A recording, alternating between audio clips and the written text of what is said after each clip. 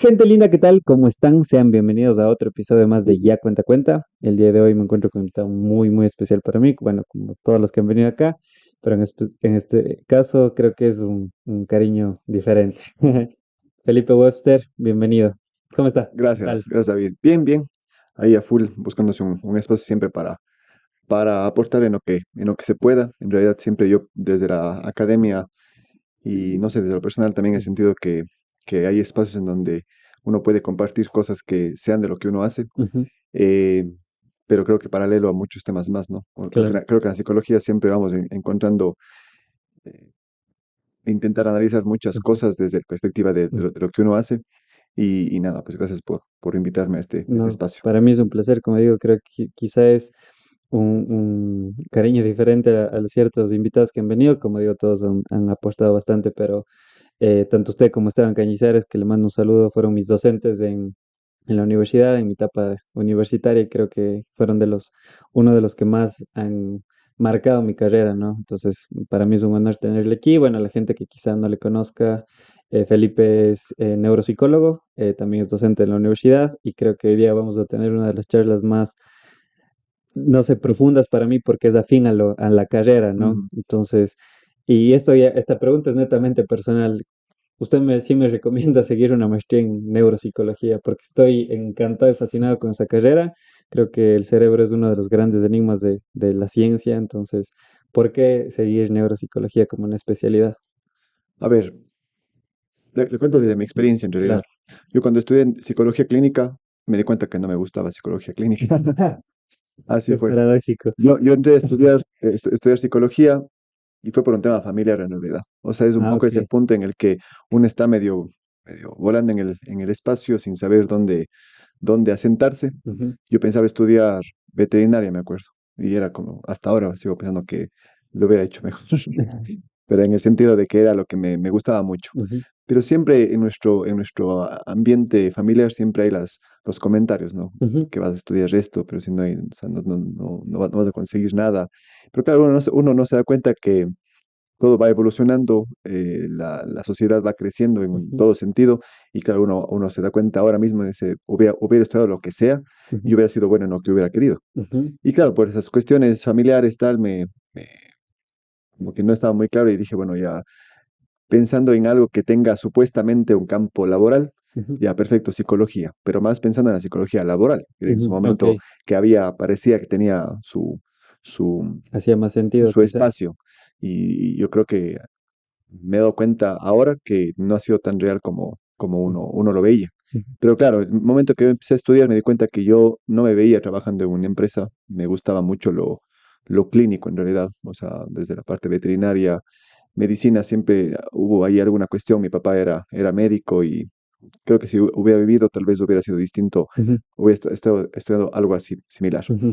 Y claro, cuando estudié psicología dije, no, o sea, lo mío es algo mucho más clínico y me fui por la psicología clínica en contra de los comentarios de la familia que decían, pero ¿cómo vas a estudiar psicología clínica si en realidad es lo que supuestamente más hay y tal? Ujú.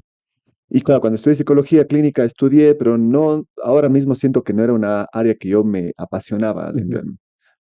Pero fue un momento dado en donde llegó un español, Pablo Duque, que es, digamos, un neuropsicólogo exitoso en su espacio, y vino a dar una charla a la universidad y a la final me gustó mucho, o sea, me conectó y dije, no, esto es lo mío. Ok. Y en realidad lo que yo hago es mucho más asociado a esa parte, ¿no? A la Ujú. parte clínica, que es mucho con los cuadros cognitivos Ujú. o neuropsicológicos. Entonces yo, por ejemplo, a partir de lo que estudié eso, me he dado cuenta que es un área fundamental en lo que hacemos. La cuestión es que yo recomiendo a todo mundo, porque un montón de estudiantes que Ujú. nos preguntan siempre, no sé si logran enganchar en la materia en la universidad y me dicen, ¿cómo puedo estudiar esto? Me gusta estudiar. Ahora me he dado cuenta que hay mucha gente que ha estudiado, pero Ujú. no lo estudia bien. Esa es la gran realidad. Ujú. Como hay tanta diversidad en la oferta académica, en los posgrados, uno puede estudiar lo que uno quiera. Ujú. La cuestión es que estudiar, que lo que valga la pena, eso es lo complicado de encontrar. Ujú. Yo le recomiendo a usted, si le encanta la neuropsicología, Debería. es estudiar la Ujú. neuropsicología, pero siempre desde la parte clínica. Ujú.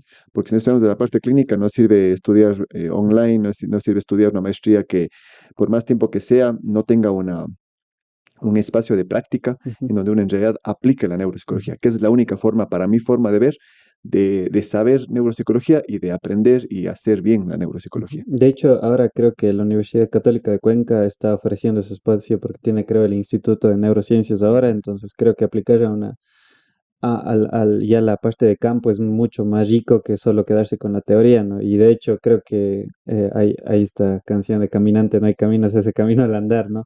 Porque precisamente es a través de estar donde las papas queman, por así decirlo, uno consolida los conocimientos que quizá fueron una base en la universidad, ¿no? Que es necesario, pero más no es lo último de este proceso, sino el hecho de estar ya también en la parte práctica. ¿Cuáles cree ustedes que fueron las partes quizá más complicadas en el proceso de ya estar en el campo de neuropsicología? Le digo que yo tuve la suerte, porque yo creo que en verdad ha sido un análisis de mucha gente que se forma en neuropsicología. Y yo no voy a criticar lo que la gente haga, ¿no?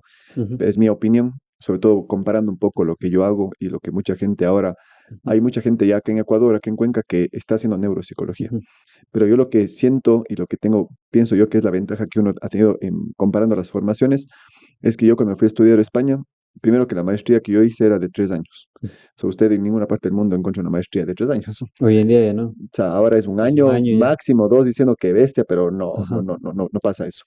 Pero lo interesante de eso es que mi formación fue, todo lo teórico era virtual. O sea, es como que ahora uno se da cuenta que esto es posible. Ujú, En ese momento, cuando yo estoy en el 2009, era como que raro pensar que uno estudia en la virtualidad. ujú, Pero lo interesante de todo eso era que yo tenía mis clases, mis talleres virtuales, pero yo pasaba 8 horas en el hospital desde el primer día que fui a estudiar allá en España. Entonces, claro, mi formación fue de 3 años con residencia hospitalaria, como hace un médico ok. en especialidad, eso hicimos en neuropsicología. Entonces, claro, el momento que uno hace eso, cuando yo regresé acá a Cuenca, me di cuenta que sabía lo que hacía. Ujú, Lo que muchas veces no pasa cuando uno termina una maestría, y uno se siente como que ya el cartón, pero ¿y ahora qué hago? O sea, como que claro. nos toca hacer lo que le dice usted en el camino, ir haciendo experiencia, ir ganando terreno, pero yo sentí que cuando yo regresé tenía la capacidad de poder decir y ofrecer un servicio que era concretamente lo que hacía en neuropsicología Ujú, y nada más, digamos. O sea, yo ujú, no hago nada de que sea algo más de psicología, en psicología clínica es muy amplio ujú, el campo. Yo me dedico concretamente a la neuropsicología clínica y la gente que llega donde mí, digo, yo trabajo en esta área. Si usted ujú, necesita un problema, un trabajo en la parte más emocional, en la parte conductual y tal, no, esa no es mi área. Por eso está el psicólogo clínico que tenga una formación específica en eso. Yo creo que cuando uno tiene esa idea clara, creo que las cosas caminan. ujú, Y yo siempre recomiendo, el que quiere estudiar neuropsicología, hágalo, pero piense mucho en qué sentido lo hace. ujú, Porque si es que estudiamos en una universidad en donde nos da un título por estudiar un año virtual o igualmente presencial, pero nos dicen, sí, pero es que es más una maestría en investigación y la investigación termina siendo eso, de que es más ujú, leer, hacer trabajos de investigación, pero la parte práctica no hay. Yo sigo pensando y digo, eso para alguien que quiere aplicar la neuropsicología, para mí ujú. no es suficiente. Y yo creo que ahí entrando un poquito en términos quizá un poco ya políticos también o económicos de cómo se está desenvolviendo el sistema hoy en día, precisamente esa inmediatez que o queremos de las cosas ahora ha llevado también a hacer de la educación una especie de algo mercantilista, ¿no? Algo utilitario. Entonces, entre más pronto salga un estudiante es cuando otro entra, entonces hay más flujo de dinero en ese campo, ¿no? Eso funciona así Ujú, aquí, en Ecuador, en España, en Estados Unidos, en todo lado. Por eso es que ujú, hay, ahora mismo con la virtualidad de la pandemia, se creció tanto la oferta académica, pero sí, lamentablemente ha llegado a ser la educación un negocio en donde ya la formación o la calidad de formación de los estudiantes queda un poco de lado. O sea, ujú, yo sigo pensando que el estudiar una maestría como por ejemplo neuropsicología y digo abiertamente, hay una maestría que es en neuropsicología y educación y un montón de gente ha hecho esa maestría, porque está dentro de una universidad que le ofrece esa capacidad de poder estar aquí, de poder dar unos exámenes en Guayaquil y con eso tenemos la maestría. ujú, Pero yo sigo pensando, claro. porque yo hice esa maestría por Ujú, una cuestión que también es un tema político, porque mi título de España no me reconocieron, porque decían que era título propio. Los ujú, títulos propios españoles de aquí en Ecuador, en un momento dado del gobierno, decían que no eran reconocidos porque no eran para investigación. Entonces, como no tenían línea de investigación, ujú. entonces no les servía para dedicarse a la docencia universitaria. Ok, Yo por esa necesidad tuve que hacer esta maestría. Y cuando hice esa maestría me di cuenta, comparé las mucho y dije, diferencias, o sea, claro. en verdad que no tiene nada que ver con lo que es neuropsicología. Y Ajá, lamentablemente la gente que se forma en eso, para ellos eso es la neuropsicología cuando no es realmente. Entonces yo pienso que sí, el tema de lo que los estudiantes o la gente busca como posgrados está basado mucho en eso, en la ujú. necesidad de lo que la sociedad nos exige. O Total. sea, quieres estudiar, quieres trabajar en la universidad, tienes que hacer una maestría oficial, como me pasó a mí. Quieres buscar un trabajo, tienes que tener un título, el título que sea, el que sea. Y termina haciendo eso. Ujú, Muchos estudiantes de psicología dicen, voy a hacer esta maestría porque no hay más opciones. Y ujú, como no puedo salir, cojo cualquiera de las que sean ujú, aquí. Pero ujú. claro, termina siendo de que nos llenamos de títulos, pero ¿qué hacemos? O sea, Claro, o realmente, ¿qué sea, estamos haciendo en nuestra realmente, profesión? ¿cómo se dice eso cuando la inversión va a representar realmente a largo plazo, ¿no? De hecho, yo conozco a alguien que, bueno, no vale dar nombres ni de universidades ni de las personas, pero que él siguió una carrera totalmente diferente a la salud mental, a psicología, Ujú, totalmente distinta. Y siguió una maestría en una universidad europea, precisamente de neuropsicología en educación o algo así. Y me pedía ayuda a mí. Y yo era como que, ok, te puedo echar una mano, pero yo de neuropsicología sí tengo las bases, nada más, no una aplicación de que, no, pero, y yo le decía, y era como que, bacán, sí me sirvió. Y fue como que, y me interesó, me generó curiosidad el saber por qué lo iba a hacer, y precisamente fue porque necesito un título de cuarto nivel y fue algo que necesitaba para tener este puesto en tal trabajo. Y yo dije, pero tu carrera es totalmente diferente, pero aplicaba, dice. Y es como que, y yo, o sea, me indigné un poco, dije, ok, está bien, ¿no? Pero realmente ahí corroboré lo que, hablando de política un poco, que también a veces es necesario saber que no interesa realmente, no hay una preocupación que, por así decirlo, del usuario, también del estudiante, de que sea algo que le vaya a servir, algo que represente a largo plazo, ¿no? Sino como netamente utilitario que a la final perjudica, y es algo como en cadena, ¿no? Iba perjudicando también a las demás personas y por ende al sistema. Yo creo que lo que pasa es que nuestro sistema mismo nos lleva a eso. O sea, por ejemplo, solo por poner un ejemplo Ujú, de lo que dice David. Yo he conocido profesores que me han buscado para preguntarme qué tan complejo es, por ejemplo, el área de neurociencia. Y les ujú, digo, bueno, ¿por qué? Me dicen, pero es que me están llamando de la universidad a que dé estas materias. Entonces quiero yo asegurarme si es que puedo estudiar o puedo aceptar o no el puesto. Yo creo que desde ahí, desde esa falta de límites que debemos tener los profesionales, porque yo, por ejemplo, como decimos, en el tema de neuropsicología o de cualquier área de psicología clínica, yo debo poner los límites de los cuales yo conozco, de los conocimientos que tengo y los cuales no manejo, ujú, porque eso a la final está dentro de la ética profesional, ujú, pero yo siento que mucha gente no lo hace. ujú, El ejemplo que le ponía. Esa profesora amiga me dice, estamos haciendo un trabajo, pero es dar una materia de neurociencias. ujú. Y ella no tiene ninguna formación en neurociencia, pero nada. Yo le decía, bueno, o sea, si es que tú crees que debes pensar en cogerlo, debes ver qué tanto eres capaz de poder ofrecer al estudiante. A mí me ha pasado que un par de materias me han dado en la universidad que no es del área biológica y yo les he dicho directamente a los estudiantes, chicos, yo no puedo darles esta materia de la manera que yo quisiera. Voy a seguir un sílabo porque un programa que está así y porque supuestamente iba acorde a la línea que yo trabajo, pero cuando veo el sílabo me doy cuenta que Es es nada, totalmente totalmente diferente. diferente.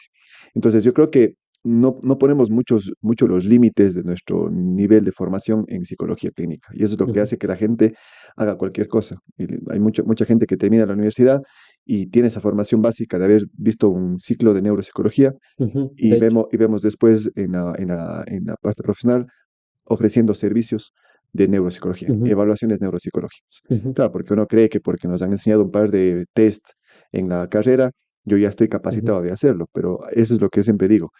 Cuando uno aprende en la neuropsicología, concretamente la aplicación, eso de ahí de la cosa que nos enseña en la universidad, de la teoría o de la parte de las herramientas para evaluar, Queda No tiene nada que obsoleto. ver, exacto, no tiene nada que ver. Y, Entonces yo creo que es difícil, o sea, la gente debe aprender a encontrar el límite de lo que yo puedo hacer y lo que no debo Total. hacer. Yo creo que hoy en día, justo hace tiempo grabé un podcast con Ali Padilla donde mencionábamos este hecho de que hoy en día como que nos cuesta decir no sé, no puedo.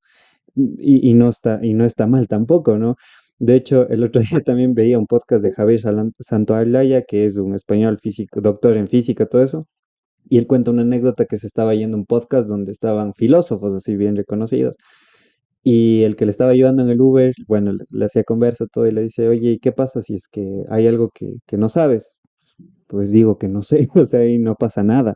Entonces yo creo que abrir esa, o decir más bien ese no sé, como que nos abre la puerta a nosotros mismos a romper esa ignorancia y también conocer, como usted dijo, esas propias limitaciones, que también es necesario. Por ejemplo, esto de los test, y hoy en día en la parte, por ejemplo, de evaluación de personalidad y todo eso, veo los test solo como una herramienta para un proceso de terapia, ¿no? Pero hay gente que lo ve como algo fidedigno y dice, dime por poco y te voy a contar una historia y dime qué animalitos vas a escoger y te voy a decir tu personalidad. Y hoy en día sabemos que la personalidad no es determinista, sino va moldeándose con un montón de factores, ¿no? Y quisiera ya entrar un poquito en materia. Y yo, como digo, usted sabe, profe, yo seguí esto de psicología clínica, pero ¿cuáles son las diferencias básicas que usted ve entre la neuropsicología ya y la psicología? Que, como usted dijo un momento, son áreas completamente diferentes, aunque pareciera un Ujú. poco que van de la mano. Sí, la cuestión es que depende mucho y cuando uno habla de esta parte, em, depende mucho la concepción que tenemos en nuestro medio de la Ujú, psicología.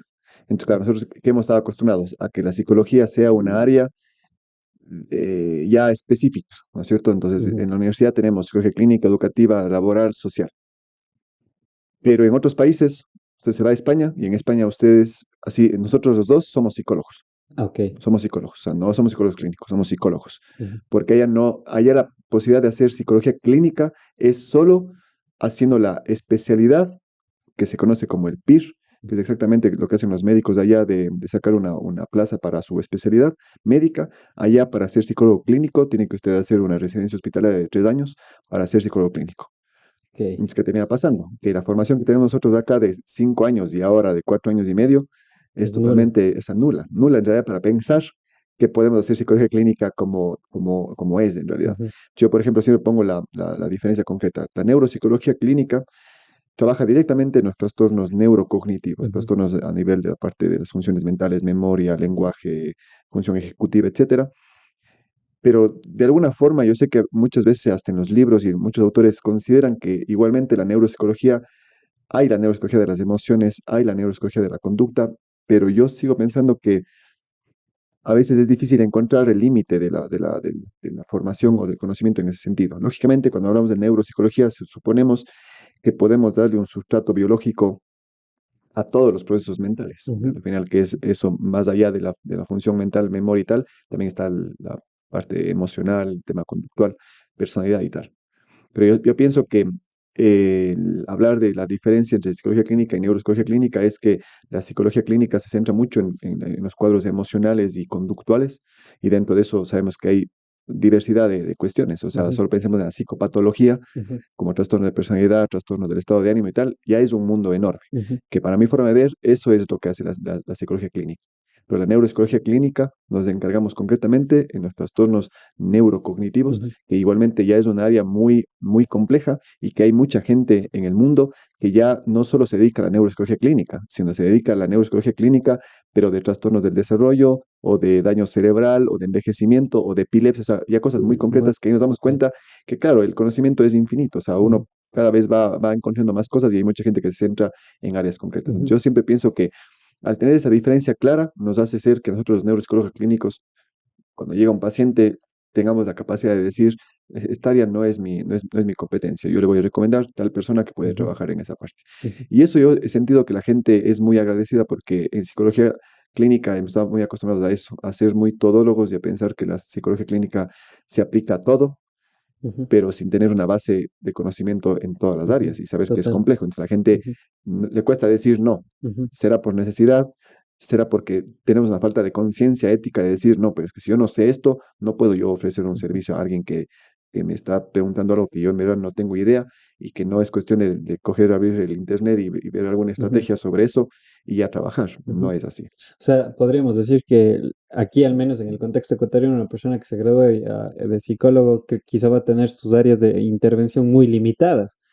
O sea, no va a ser un trabajo realmente integral y que le sirva 100% a un paciente con algo en específico, quiero decir yo, Ujú. ¿no? Y más cuando se trata de algo ya patológico, sino va a ser muy por las ramas, por así decirlo, y no se, quizá no es que no se pueda, pero se necesitaría por ética tener ese conocimiento más a profundidad para poder mejorar la Yo creo que se intervención. limita mucho, o sea, Ujú, honestamente, y le digo un ejemplo, y no es que sea solo en eso, porque creo que en la parte privada y pública pasa, ujú, pero yo he visto cosas en la parte pública, por ejemplo, o sea, en la parte pública, claro, como tampoco hay mucha, ahora entiendo que se está trabajando mucho en ya un reglamento del tema de la salud mental en la salud pública y eso es necesario, pero claro, por ejemplo, hay mucha gente que hace carrera trabajando en la parte pública y no sé si es que no es porque no hay exigencias o, o ya uno gana un concurso en una institución pública, entonces termina siendo de que yo tengo ya tengo seguro mi trabajo, así que no debo hacer mayor esfuerzo. ujú, Pero ¿qué pasa atrás de eso? Es que los pacientes tal vez se ven perjudicados por no tener un servicio de calidad, que es lo que ujú, supuestamente se busca. En medicina uno no se imagina eso, por ejemplo. ujú, Un médico general está en la línea primera de recepción de pacientes ujú. y es quien refiere a los especialistas. Claro, En psicología clínica, ¿qué pasa? En psicología, la el tiene uno psicólogo, mismo. el mismo le va a trabajar todo el proceso Ajá. terapéutico. No basta con eso, que Ujú, una cita le dan a un psicólogo y la siguiente cita ya le toca a otro psicólogo. ujú, Entonces, claro, o sea, no hay ninguna claridad de la forma en cómo ujú. trabajamos en esa. Y entrando también, como digo, a la materia de la neuropsicología, y obviamente se sabe que la herramienta, bueno, no la herramienta de trabajo, sino el enigma de aquí es el cerebro, ¿no? Y encontrarse con varias cosas que hasta el día de hoy quizás son motivo de estudio porque la ciencia no ha dado una respuesta exacta y nos damos cuenta, por ejemplo, la otra vez leía una noticia full interesante de una persona que no podía eh, como que verbalizar bien las palabras, o sea, no tenía una conexión, pero podía cantar y cuando cantaba, cantaba perfectamente bien. Entonces, el cerebro no deja de ser, como digo, para mí un enigma, es algo que se necesita estar ahí aprendiendo y reaprendiendo cada vez. Y hay un tema en particular que me está boteando la cabeza últimamente, que es el tema de la conciencia. Desde la neuropsicología clínica o desde el tema este del cerebro, ¿qué es qué se le podría definir como conciencia? A ver, es que el término de conciencia es un término complejo en realidad. Ujú. Dentro de psicología se habla mucho de la conciencia Exacto. y claro, a veces uno dice, bueno, qué mismo es la conciencia? Tienes que ser consciente de tus actos y todo esto. Exactamente. Claro, uno dice, es que eso implica, claro, un Ujú, conocimiento o tal vez una aplicación demasiado compleja de ese término. A ver, primero yo creo que hay que ser claros en realidad lo que dice David. O sea, la neurociencia está avanzando un montón y nos está permitiendo entender muchísimas cosas de lo que antes no conocíamos. ujú, El problema es que todavía está muy limitado ese conocimiento. O ujú, sea, por qué pasa eso? Uno puede decir, ahora existen estas técnicas de neuroimagen funcional, estos equipos que hacen que aparentemente podemos encontrar la actividad mayor en un área del cerebro u otro, ujú, dependiendo la acción mental. Pero, por ejemplo, la gente cree que eso ya, pues poco porque conocemos, entonces ya podemos entender todo. Y no es ujú, así. Siguen siendo herramientas de investigación. ujú, En la parte clínica, siguen siendo cuestiones que no hay nada claro. ujú, Un ejemplo de eso, los niños con autismo. El autismo es una condición que es del neurodesarrollo. Hay una explicación neurobiológica, pero no existe un examen que le digan a usted, le hace una imagen de su cerebro ujú. y ese niño muestra Claro, esta característica específica. No, por eso es un espectro también. exactamente. Ujú, Entonces, claro, la gente a veces dice, pero no dicen que es algo ujú, biológico porque no hay nada determinante, porque ujú, todavía no lo hay. ujú, Siguen habiendo estudios sobre eso. Sabemos que es biológico, pero no hay todavía claridad en que hay demasiadas variables en ese sentido. Em, Yendo hacia ese punto, la conciencia es un término súper complejo que hablamos, yo desde mi perspectiva, la conciencia es el momento en donde usted es capaz de poder responder y de poder interactuar con el medio externo, ujú, ¿listo? Por eso es que cuando se habla, por ejemplo, de los daños cerebrales, el daño cerebral, como por ejemplo un traumatismo craneoencefálico, se asocia con la pérdida o alteración en los niveles de ujú, conciencia. ¿Eso qué implica? Que la gente que tiene una alteración de conciencia no es capaz de responder adecuadamente a los estímulos, ujú, en una conversación no es capaz de seguir una ujú, conversación o no es capaz de responder a estímulos tal vez ya mucho más específicos como estímulos dolorosos o los reflejos, etcétera. Entonces, claro, el tema de conciencia es, es muy complejo la forma en cómo ujú, lo conceptualizamos, pero el sentido que le damos desde la parte psicológica es mucho más ujú, compleja, porque como usted dice, decir es que debe ser consciente, él no está siendo consciente de lo que hace, pero eso es demasiado complejo, ¿no? ujú, O sea, decir, claro, en el tema penal pasa mucho eso, o sea, la gente dice, esa persona que acaba de matar a alguien, cómo le imputan? ¿En base a qué? ujú, Es fácil, a veces los médicos dicen, bueno, o los abogados dicen, bueno, vamos a intentar para salvarle, vamos a decir que estaba fuera de sus cabales y ujú, que no hizo algo fuera de su conciencia. Pero claro, uno termina haciendo, dice, bueno, pero entonces si no lo hizo con conciencia en el sentido de que tuvo un raciocinio sobre lo que hace, tampoco es fácil determinarlo. O sea, no ujú, existen pruebas que usted le permitan decir cuando la persona es consciente de un acto o no. En ujú, teoría, hay evaluaciones psicológicas profundas que en donde uno puede determinar, pero sigue siendo demasiado complejo y que la ujú, valoración que le hacen a esas personas, vamos a ver qué pasa ahí. O sea, claro. qué hacen en verdad esa valoración como para determinar si es que alguien tiene una conciencia absoluta del acto que acaba de cometer y que eso lo lleve a sea imputado o no por Ujú. un delito específico. Claro, pero ahí también estaríamos hablando más bien de algo de bien y mal, porque para esa persona puede decir, no, sí estaba consciente de lo que hice Pero lo y hizo lo igual. hice igual, o sea, simplemente ya digamos es un proceso subjetivo de la percepción de la realidad. Por eso yo digo que hace mucho tiempo escuché un análisis muy interesante que me rebotó mucho y me hizo mucho sentido con respecto a la conciencia, donde hacía alusión a que la conciencia o que el cerebro es como una computadora, pero nosotros constantemente recibimos millones y millones de terabytes de información por segundo, pero nuestro cerebro nos dice como que, oye, brother, yo solo puedo procesar unos 2 terabytes por segundo. Entonces creo que esa ilusión de ser consciente de algo en específico nos da esa ilusión de conciencia, pero estamos ignorando también muchas cosas que pasan a nuestro alrededor. Entonces es como que volvemos a esto de las funciones ejecutivas, que una es la atención. Entonces quizás somos conscientes solo únicamente de aquello que le estamos prestando atención, pero eso no quiere decir que no haya otras realidades pasando en un momento determinado, ¿no? Claro, es que existe un montón de procesos biológicos y psicológicos atrás de esto, en realidad. Por eso mismo es que estudiar las funciones mentales también es muy complejo, Ujú, porque de alguna forma todo tiene que ver con todo. A veces en la parte clínica decimos, y esto está explicado por qué, por un tema de concentración, un tema de alteración de la conciencia o una alteración de la parte ejecutiva, o sea, es complejo. ujú, Entonces, yo creo que ahí es porque hasta a nivel cerebral, le digo, si cuando hablamos de los niveles de conciencia, empiezan desde las estructuras profundas del cerebro, del tallo cerebral, que son ujú, estructuras totalmente, digamos, autónomas ujú, y que lo compartimos con gran parte de las especies ujú, animales. ujú. Entonces, claro, desde ahí empieza ese término de la famosa conciencia, Claro. hasta la forma en cómo lo concebimos desde la parte Ujú, del razonamiento ya complejo. ujú. Y con respecto a eso, por ejemplo, hay un tema, Felipe, que me rebota mucho también y me hace mucho ruido, que es el tema de la mente. Porque muchas veces, por ejemplo, yo he escuchado a mucha gente en los campos precisamente de adicciones, que es lo que durante un buen tiempo estuve trabajando, como le comentaba.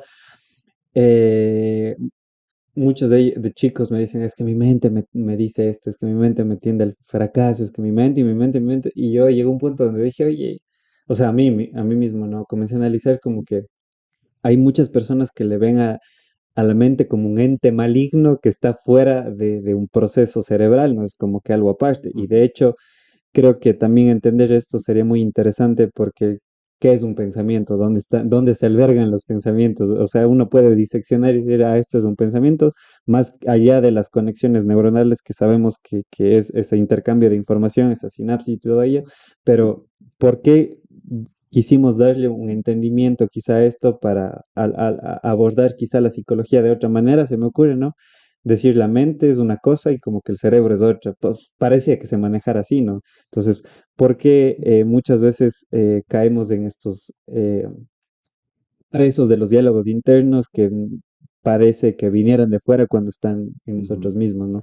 A ver, es que esto de la mente, es que ahí, claro, vamos desde la parte más, más Ujú, básica de lo que se hace en psicología, ¿no? Cuando uno ujú, estudia la psicología como terminología, significa la psique es la mente, ¿no es ajá, cierto? O el alma que antes se hablaba. ajá, Entonces, claro, cuando uno dice mente, tal vez es un poquito más formal, porque cuando hablamos de alma era, o sea, un término que puede ser desde un montón de perspectivas estudiada, pero igualmente la mente también. O sea, la mente es un tema complejo, un término que, ¿cómo lo definimos? Eh, y la neurociencia de alguna forma ha ayudado a por lo menos determinar de que si es que hablamos de algo que conocemos como mente, los procesos mentales, no pueden estar ubicados en otro lugar que sea el cerebro, que no sea Claro. el cerebro.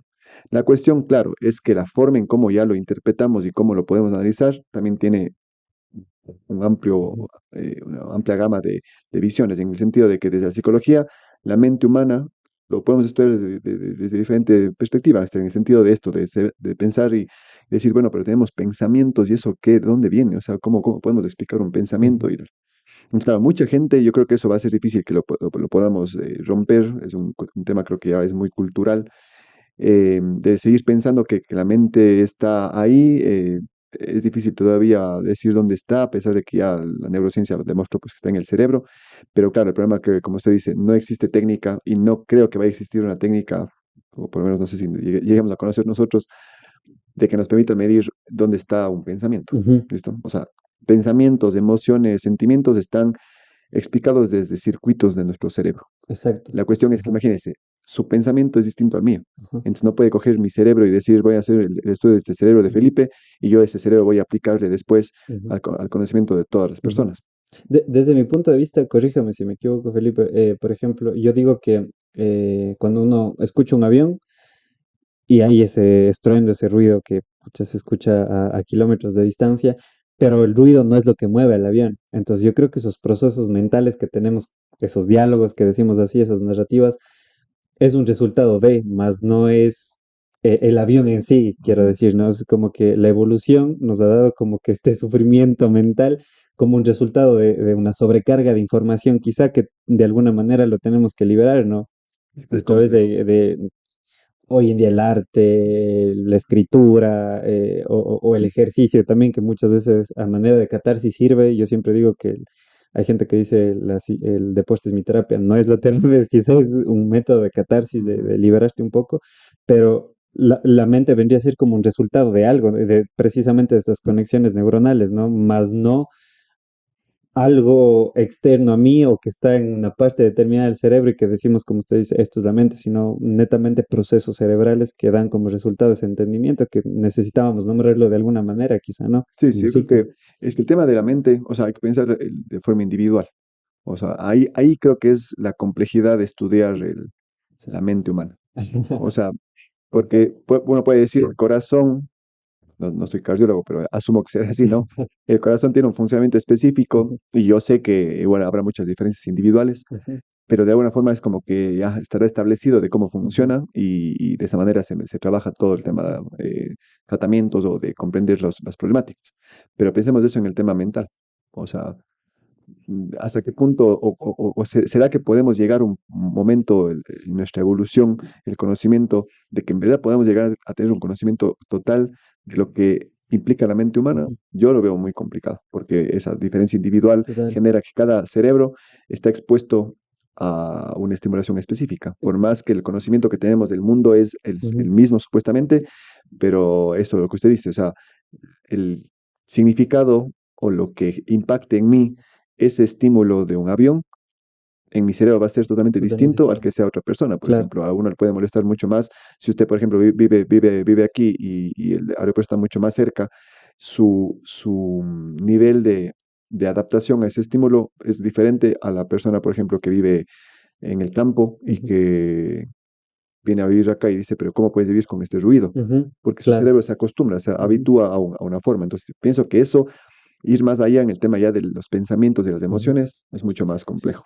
por eso yo siempre digo que la realidad no existe, perdón, la realidad objetiva no existe. Alguien cuando dices que yo soy objetivo, o sea, cuestiónatelo, ¿no? Porque todos estamos sujetos, valga la redundancia, a nuestra subjetividad y depende de la información que hemos ido recolectando a lo largo de nuestra vida. Y justamente esta idea yo la tengo, le repetí, no sé si más bien ahora que usted está aquí quisiera que me la corrija si es necesario, porque es algo que lo he tenido muy presente y que yo también lo he replicado, ¿no? Que hace mucho tiempo escuché una reflexión donde mencionaba, si tú no tuvieras nada en qué pensar, ¿en qué pensarías? y me pareció muy interesante porque precisamente creo que todos los procesos mentales o esos diálogos internos que tenemos todo el tiempo con nosotros mismos son resultados también de un cúmulo de información que hemos ido registrando en nuestra memoria, ¿no? O sea, literalmente no pudiéramos pensar en nada si no hubiese algo en qué pensar.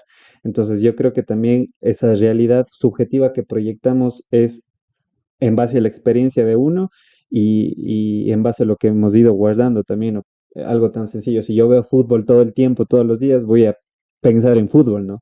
Entonces, quizá también a estas personas que usualmente tienen pensamientos negativos y todo eso, podríamos decirle que también cambiar su foco de atención y dirigir su atención hacia otra cosa podría mejorar su realidad y mejorar esos procesos de pensamiento. Es que eso entiendo yo que debe pasar con la terapia psicológica. O sea, desconozco yo totalmente de sus procesos, pero un poco lo que usted dice del tema de estos los pensamientos me parece interesante porque pienso mucho en mi hija Ujú. chiquita, ella tiene 2 años. Y un día en realidad me puse a pensar eso cuando le vi parada en la ventana y veía al parque que hay al frente y se quedó viendo. Y claro, me ponía a pensar y decía, ¿qué debe estar pensando? Exacto. O sea, pero si no tiene mucha información en el sentido de que tiene 2 años de conocimiento Ujú. del mundo, o sea, qué estará ocurriendo en En su su cabeza. cabecita? Y claro, uno se puede pensar lo que usted dice, ¿no? O sea, ella tendrá experiencias muy concretas y esa memoria, esos recuerdos, esos procesos que se están formando, porque yo creo que venimos como que una hoja en blanco y lo vamos Llenando. transcribiendo, llenando de historias, de conocimientos, y claro, y dentro de todo eso hay todo lo que usted dice, ¿no? Así como puede haber un montón de estímulos positivos que generen pensamientos muy gratificantes para las personas, también hay que pensar lo que le pasa a la gente, por ejemplo, que tiene trastornos psicológicos. ¿Qué debe haber pasado en realidad en su crianza? Yo sé que el tema también biológico, el tema genético, aparentemente tiene mucho que ver, pero claro, uno dice, o sea, el ambiente que cada uno tiene debe ser tan, o sea, es tan crucial para lo que uno Ujú. va a hacer en un momento determinado, que termina siendo de que eso va a repercutir en nuestros Ujú. pensamientos, ¿no? Y al final, Total. eso es lo que termina siendo lo complejo que es la terapia. O sea, la Ujú. terapia psicológica entiendo que la gente debe asumir mucho de que sus pensamientos sean negativos o positivos, de qué manera eso se puede redirigir a algo mucho más positivo Ujú. y mucho más funcional, que es lo que siempre en Ujú. psicología le decimos, si hablamos de terapia, debería ser eso, ¿no? La gente, qué tan, usted puede tener su pensamiento negativo de alguna cosa, pero que eso le afecta a su vida, va a depender. Ujú. Puede que la misma situación a mí me afectaría muchísimo y Ujú. ya está. Entonces, la forma Exacto. en cómo cada uno lo maneja Ujú. es lo importante y lo complejo que se debe manejar mucho en la terapia. Precisamente por eso le comentaba con esto de los grupos focales, en este caso de edición y todo eso. Yo les mencionaba a los chicos que cuando salgan de su proceso de internamiento y todo eso, busquen una terapia individual porque quizá al ser tantos chicos dentro de una sala de terapia se pierde y no se respeta conscientemente la individualidad del paciente, no sabiendo que la muerte de un padre a uno puede que haya tenido una pésima relación con el papá y le da igual que se haya muerto a otro que tuvo un vínculo muy, muy fuerte, ¿no? Muy especial quizá para esa persona y precisamente su proceso del duelo es totalmente diferente a otro. Y por eso yo digo que la psicología por esto es un enigma, ¿no?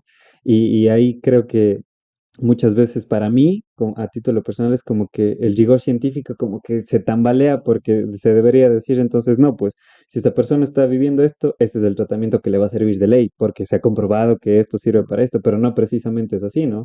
Hay personas que no les sirve ese tipo de tratamientos y tienen que ir buscando, incluso si hacen clic con el terapeuta, porque también pasa eso, ¿no? Yo a partir de eso hablamos con mi esposa, que también es psicóloga clínica. Nosotros somos muy críticos en realidad de la aplicación de la psicología. Y no sé si está bien o mal, pero bueno, yo intento que sea algo que ayude, o sea, a mi entendimiento de Ujú. la psicología y tal vez a la docencia, o sea, a la Ujú. parte académica. Hay mucha gente en psicología, sean psicólogos o no psicólogos, porque eso pasa también, que se inventan un montón de técnicas terapéuticas. Usted podrá ver para los niños con autismo o con déficit de atención en temas emocionales y tal. Entonces usted por todo lado ve programación neurolingüística, coaching, cosas de unas cosas que le ponen en los oídos y que supuestamente eso regula la actividad neurológica, que ni sé qué. Y claro, uno critica tanto eso, dice, pero a ver, no hay un rigor científico en esas terapias. Pero el gran problema es que mucha gente se beneficia de eso. Uno dice, pero ¿por qué? O sea, pero si es que y vemos que no tienen un fundamento científico, ¿cómo podemos pensar que unas esencias nos van a hacer que cambiemos, o sea, unos dolores van a hacer que cambiemos nuestra forma de pensar y que supuestamente regulen nuestras emociones? O sea, no es posible. Ujú. Pero ¿qué pasa? Hay gente que le Le va bien, funciona. le Pre- funciona. Precisamente hay este mijín, digo yo, de Jason Silva, que era esto de juegos mentales, no sé si usted Ujú, lo sí, sabía sí. ver. Él dice que él ha tenido experiencias psicodélicas, no netamente inducidas por psicodélicos, valga la redundancia, sino por meditación, por ejercicios de respiración o incluso por tiempos de ayuno. Entonces, él se da cuenta de que la psicodelia es como navegar la mente, ¿no? O sea, como que ver cómo está constituida la mente de cada individuo. Y la experiencia, perdón, religiosa, no hablando en un término institucional, sino religiosa, entendiéndose por el reconectarse con uno mismo, es individual. Y dice, no importa en lo que creas, sino cómo te haces hacer eso en tu día a día. Y de hecho, ayer, ya soy fanático de Harry Potter. Y Harry Potter 6 si no estoy mal, ¿cuál es el? Sí, el 6 es el misterio del príncipe, sí. Sí, bueno, el 6. Hay una parte donde supuestamente Harry tiene como un frasquito de la suerte y el mejor amigo, el Ron Weasley, va a debutar jugando ese Quidditch y él estaba muy nervioso. Y total, Harry Potter le dice así como que, ¿estás nervioso o algo así? No, no recuerdo bien el diálogo, toma un poco de jugo. Y le hace como que vea el, el, el frasco de la suerte, todo, entonces él coge y toma y como que, hijo de madre, me va a hacer partidas. Y se manda el partido de la vida en el debut, todos le adoran porque fue el jugador del partido, pero al final le muestra a la Hermione y le dice, no, no le di nada, ¿sí? Y es como que él solo creyó que fue así. Entonces creo que también ahí quizás se converge un poco con lo que está diciendo, ¿no? Es quizá, como dicen los coaching, ese poder mental que uno puede tener, pero que a algunos les funciona. Yo considero que, a ver, eso de la sugestión es algo que existe, o sea, a todos nos ha pasado en realidad. Pero la cuestión es cómo lo manejemos en ese sentido. O sea, yo creo que Ujú. sí, habrán cuestiones que a todo mundo nos ayude mucho a tener una mejor visión de las cosas, de lo que quiero hacer y tal, y que tal vez hayan estrategias que sí, el creerse uno mismo lo que uno puede hacer, capaz hace que las cosas vayan mejor. Pero que pensemos que eso puede ser aplicado a todo, ahí, Exacto. ahí es cuando yo digo, o sea, Y Felipe, ¿cómo se entendería quizá un poco desde la neuropsicología? Entiendo ya las diferencias ahora sí, pero quizá un poco desde lo que usted conoce de una precognición. El día de ayer mi hermana me mostró un video de un boxeador, ¿te acuerdas del nombre? Bueno, un boxeador donde supuestamente una noche antes soñó que le mataba a su oponente. Entonces, él, bueno, no sé si una noche antes, pero sí, que le noqueó y se murió. mm, Entonces él dice como que no quería pelear, de hecho se opuso a la pelea, todo que no, no quiere, no quiere, no quiere, y todos como que no, no va a pasar nada, todo bien y eso. Y de hecho, y pasa que va y le noqueó y le mató. Entonces es como que quizá una profecía autocumplida, que hay ese término, una precognición, ¿cómo se entiende eso? No en este ejemplo en específico, esto quizás es el mm, que se me viene a la mente, pero hay casos donde pasa eso, ¿no? O madres donde dicen, a mi hijo le pasó algo y reciben la llamada y dicen, mm, pucha, tuvo un accidente o lo que sea. O sea, mm. ¿cómo se entendería un poquito eso quizá desde la parte científica? Yo por lo menos desconozco que haya, o sea, que hayan datos científicos que demuestren eso. O Ujú, sea, porque pensar en esa situación que sí, es verdad que puede ocurrir, que la gente puede referir que ya algo que iba a pasar, ya lo vio, lo vivió y tal. O sea, yo creo que es difícil. O sea, a nivel científico por lo menos es difícil eso de explicarlo. puede Porque ser solo un sesgo de confirmación, quizá. sí, sobre todo yo creo que son cuestiones que dentro de la naturalidad de la especie humana puede ocurrir, ¿no? O sea, puede ocurrir que nuestros pensamientos se pueden anticipar a algo y que coincida que pueda pasar, Ujú, ¿sí? O sea, no, yo no creo, además pensemos en esa situación de este boxeador. O sea, un boxeador sabe que hay posibilidades de que una hay una situación de una pelea probabilidad, puede pasar eso. exacto. Entonces, a la final, ¿qué puede pasar? ¿Qué va a ocurrir? Ujú, Que lo haya soñado, lo haya ujú, pensado, es como decir, bueno, ujú, coincidió o no ujú, coincidió por esa explicación. Yo no sé si es que haya, por lo menos científicamente, que haya una explicación desde ese conocimiento previo de algo que pueda explicar. ujú, Porque, claro, si uno se pone a pensar, hay muchos estudios de la parte de las neuronas de espejo que se llaman este grupo de neuronas que tenemos en el cerebro, que yo creo que ahí sí podría haber cierta relación con el tema que me habla del tema de la mamá. O sea, ujú. las mamás. aparentemente son muy intuitivas. Los hombres somos igual, en verdad. Los seres humanos biológicamente tenemos una intuición que hace que en realidad las cosas que hacemos en el día a día se den de esa forma. Ujú. Porque si es que no fuéramos intuitivos, tomaremos mucho tiempo en tomar decisiones, en hacer cosas y tal. Perdón que le interrumpa ahí, pero la intuición también es algo que se va desarrollando en base al aprendizaje, ¿no? O sea, como que ver variables y más o Sí, sí, menos darnos una idea de que esto puede ocurrir, algo así. exactamente. Es Sí, sí, como sí. salir, ver el cielo nublado, ya tuve ese aprendizaje de que es sinónimo Es de probable lluvia, que pueda pasar. entonces llevo una chompa ya, o sea, esa es Exactamente. la intuición. Sí, Ok. sí, y en el caso de las personas pasa eso, o sea, en el tema de lo que uno dice, las mamás que en verdad hay esa conexión y tal, yo creo que a todos nos ha pasado, ¿no? O Ujú, sea, le pongo un ejemplo. Alguien nos está llamando insistentemente al teléfono, una familia cercana. Automáticamente uno puede generar un pensamiento negativo y decir, algo malo pasó. ujú, Y si tenemos alguna persona cercana que esté enferma, uno puede decir, es que ya yo ya enseguida cuando he visto, ya pensé que iba a ser tal el mensaje para decirme que falleció y literalmente pasó. Claro, ujú, pero yo creo que es mucho por eso, ¿no? Por lo condicionado que podemos estar mucho los estímulos ujú, ambientales ujú, y que yo creo que esos estímulos sí condicionan mucho nuestro ujú, pensamiento.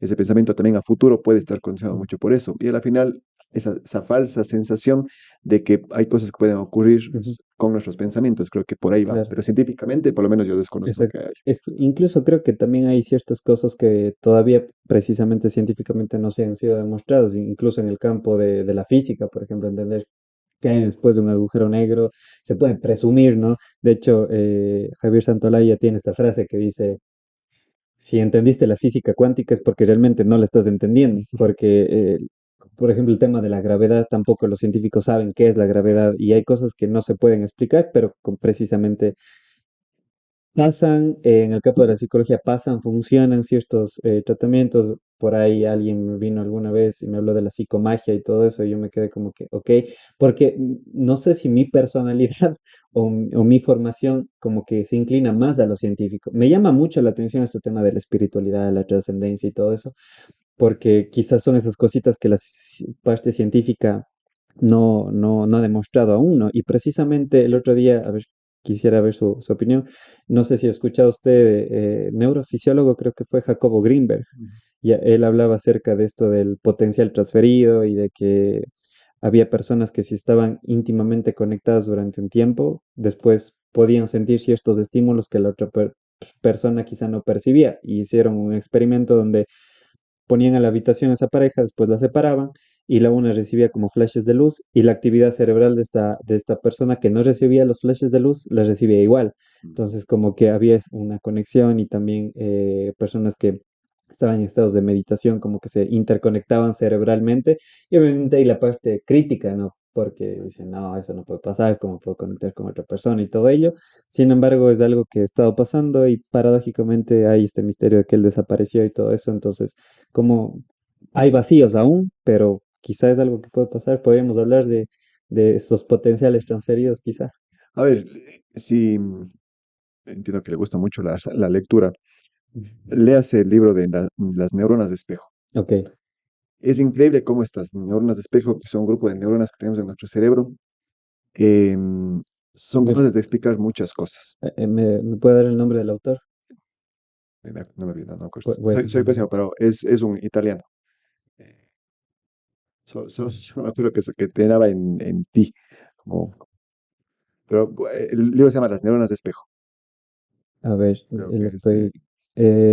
Giacomo Rizzolatti. Exactamente, él Ok. mismo. Ya. Este libro explica mucho sobre de la parte más básica de entender el comportamiento de los animales, de Ujú, los monos chimpancés, para intentar entender esto de las neuronas de espejo. Este grupo de neuronas de espejo son un grupo de neuronas que están en algunas zonas de nuestro cerebro que cumplen literalmente esa función de espejo ujú, de reproducir estímulos sensoriales. ujú, Un ejemplo de eso, se demostró que ahora mismo, por ejemplo, cuando yo hago esto, ujú, usted solo vio esta acción, ujú. pero su actividad en las áreas motoras, que tienen muchas neuronas de ¿Repitieron espejo, eso? se activaron. Ok. Ah, se Se activaron. activaron, Ok. exacto, sin que usted haya hecho el movimiento. Ajá. ¿Ya? Es un poco esta capacidad de prever las acciones externas. Ok. Eso es algo básico que uno dice, "Uf, es increíble pensar en eso". O sea, uno dice, las neuronas de espejo se activan cuando yo hago ese movimiento cuando yo veo a alguien haciendo o cuando yo me imagino haciendo ese movimiento. ujú, Entonces, claro, demostraron que ese grupo de neuronas es súper complejo.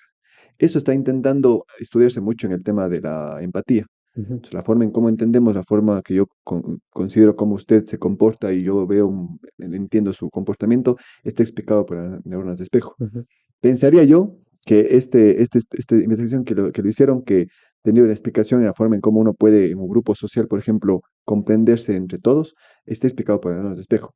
ujú. Un tema interesante esto de las neuronas de espejo, y en el libro los dice, es que se discute mucho qué tan libres somos. O sea, es decir, Justo, ¿existe ok, o no existe el libre entiendo. albedrío? Y este estudio de las neuronas de espejo decían, creemos que en realidad Ujú, parece que estamos muy condicionados por el ambiente, ujú, que las cosas que hacemos no es tanto por lo que yo decido hacer, ujú, sino en realidad es de respuesta a una demanda del ambiente. Pero ujú, claro, como se vuelve tan automático y tan complejo, ujú, ya estamos aquí conversando y llega un punto en el que capaz yo digo alguna cosa y usted de una se conecta con lo que acabo de decir ujú, porque logra captar mi idea. ujú, Y eso se aplica mucho en la política. ujú. Hay una parte que habla de Claro. neuropolítica y por eso es que usted ve, uno dice, pero ¿cómo puede ser posible que un candidato haga estas pendejadas y uno no entiende cómo la gente se conecta? Es por eso. La Ujú, gente utiliza mucho este tipo de estudios científicos ujú, que demuestran cómo la gente, somos básicos en realidad ujú, de alguna forma los seres humanos ujú. y respondemos como que de forma muy automatizada a muchas cosas. Precisamente creo que la estructura cerebral, o sea, del ser humano no ha cambiado tanto en los últimos miles de años, ¿no? Estructuralmente hablando, quizá tenemos más conocimiento o entendimiento del mundo, lo cual moldea la manera en la que vemos el mundo y cómo nos percibimos capaz también a nosotros mismos, pero estructuralmente sigue siendo igual de básico, no tenemos la parte reptiliana, el sistema límbico, ya en la neocorteza. Y hablando de este tema de la libertad, me resonó mucho porque estaba escuchando un documental de redes de Punset, donde decía que literalmente el libre albedrío no existe, porque las decisiones ya son tomadas incluso antes de que las tomemos, porque hay un proceso inconsciente del cual no somos conscientes, valga la redundancia, y tomamos una decisión en base a eso. Por eso incluso a muchas personas también le cuesta romper hábitos, porque realmente el consciente dice una cosa, pero en el inconsciente, en estos procesos que no entendemos, están ahí, ¿no? O sea, y de hecho, el sobrino de Sigmund Freud, creo que fue Edward Bernays, que fue el mago de la propaganda, que precisamente como que apelaba a las emociones y de hecho decía que un producto que se conecta emocionalmente con otra persona es un producto vendido, y ya está. Y no por lo que si le gusta o no, sino porque qué puede decir esto de nosotros, ¿no? Entonces, creo que entender esto también es muy interesante porque realmente entonces, ¿cuál es nuestro eh, rango de libertad? Yo creo que Spinoza creo que era que decía que la libertad está en la ignorancia, donde decía si A o B, si yo, están dos puestas, A o B, y si yo tomo la puesta A y digo, ah, bacán, estoy en el lugar donde quería, o no quizá, pero yo decidí, pero ignoro qué hubiera pasado en B. Entonces, en esa ignorancia hay esa ilusión de libertad, creo yo, ¿no? Sí, sí, es complejo, es súper, súper complejo. Ujú, Pero yo cada vez que veo todo esto que es desde una forma de la parte científica,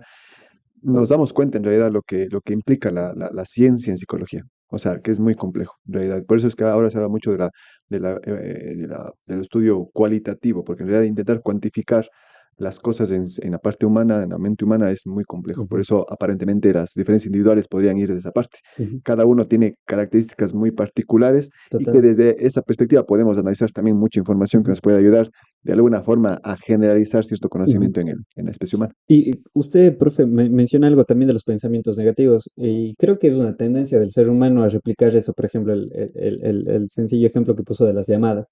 Alguien puede estar llamando insistentemente y nosotros lo primero que pensamos, pasó algo. No decimos, chuta, ¿a quién verían y me quieren llamar a que vaya yo también, ¿no?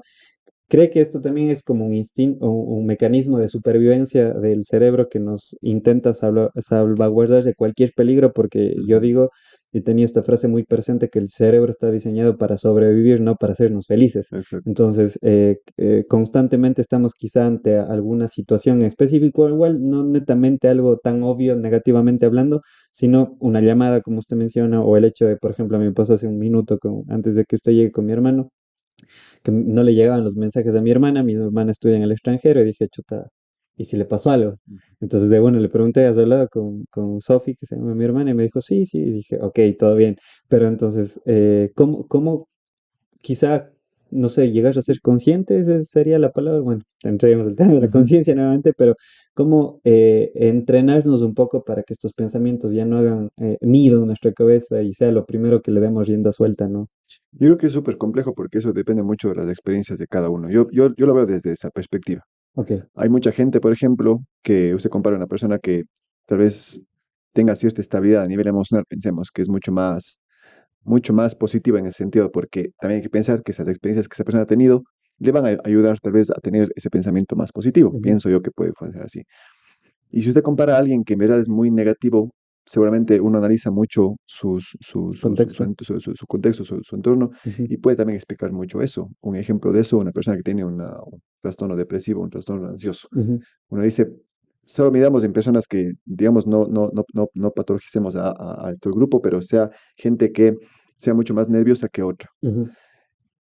Seguramente la forma en cómo el mismo estímulo sea percibido por una persona biológicamente va a ser distinto a lo que le va a ocurrir a la otra persona. Y Ujú. eso está explicado por las experiencias. Ujú. Y de una forma yo siempre pienso que cuando hablamos de la parte cerebral es como que nuestra estructura anatómica se va configurando de una forma específica. Ujú. Por eso es difícil el trabajo psicológico y toma Ujú. mucho tiempo, Claro. porque es en verdad literalmente como desconectar un circuito Y cerrarlo. y formar un circuito Ujú. mucho más funcional. Ujú. Entonces yo creo que por ahí puede estar muy explicado tal vez la forma en cómo cada uno responda y perciba los Ujú. estímulos ambientales, porque no es la misma forma que respondemos, pero yo sí creo que la experiencia, las cosas que cada uno ha ido generando, no solo en experiencia, sino también en pensamiento, porque Ujú. el pensamiento también se va generando negativo en base a lo que yo todo el tiempo estoy viendo situaciones que tal vez me generan esa sensación Y, negativa y, y hace y que esos responda son, así. se definiría como los patrones de pensamiento, ya sea, como que los pensamientos también pueden volverse un hábito porque Exacto. están reforzados. O sea, yo creo que el hábito, o bueno, en definición creo que el hábito es cuando el cerebro está aprendiendo o aprendió algo mediante la repetición. Por eso digo que la personalidad también es algo habitual porque la hemos venido reforzando con las experiencias, el Ujú. contexto y bueno, y todas las variables que juegan un papel importante en la formación de un individuo, ¿no? Y quisiera aquí romper, quizá hacer un parteaguas con respecto a la psicología, porque en un momento dado de la conversación, usted mencionó que la psicología lo que busca es que el ser humano sea alguien funcional, ¿no? Y creo que es algo que entendemos desde la parte psicológica. Sin embargo, también creo que la definición de funcional es muy adaptado o creado como un constructo social, ¿no? O sea, alguien funcional es una persona que cumple las reglas de la sociedad. Pero, y ahí está esta frase que es un cliché de que "Y si los cuerdos son los locos y los locos son los que están cuerdos", o sea, realmente, no sé cómo verbalizar esta pregunta, pero ¿cómo saber que lo que estamos haciendo realmente es en pro del bienestar de la persona, más no para adaptarle a la sociedad y que encaje como una pieza de un rompecabezas y ya, simplemente eso? Yo le pregunto ahora en nuestro medio, vivimos ahora con el tema de inseguridad. Para nosotros lo funcional de una persona que comete delitos es que es totalmente disfuncional, ¿no es Ujú. cierto? Claro. Esa conducta es totalmente fuera de... Pero para ellos, ¿qué es? Ujú.